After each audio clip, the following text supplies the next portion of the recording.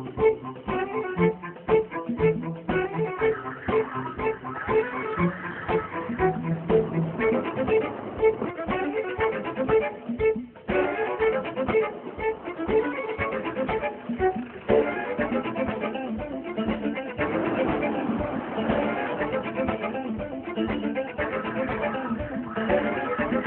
history of the Defender is a story retold thousands of times, but the history of the Land Cruiser is a lesser-known one.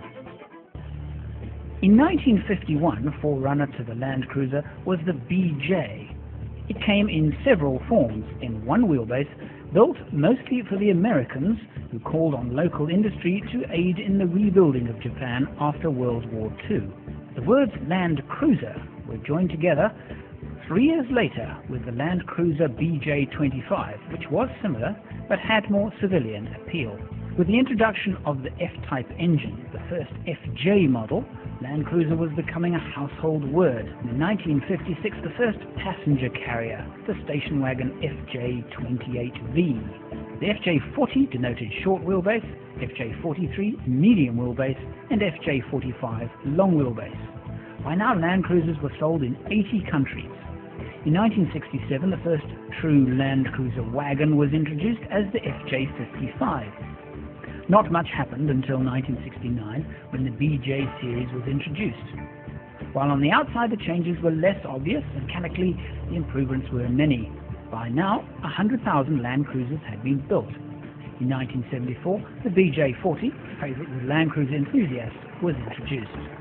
By now, Land Cruisers were made in two distinct models, the FJ's and BJ's utilitarian pickup-based variants, and by 1980, the 60 series station wagon. The year after, 1981, the millionth cruiser was delivered, which was a specially painted 60 series wagon. The vehicle we have just tested is a 70 series wagon. It was first launched in 1984. Our model has a new front end, but very similar in concept. One of the best-loved models was introduced in 1989, the 80 series station wagon, with all-round coil spring suspension. This model is still regarded by many as created in Toyota's finest hour, and still one of the best all-round 4x4 wagons of all time. In 1996, the 90 series, better known as the Prado, appeared.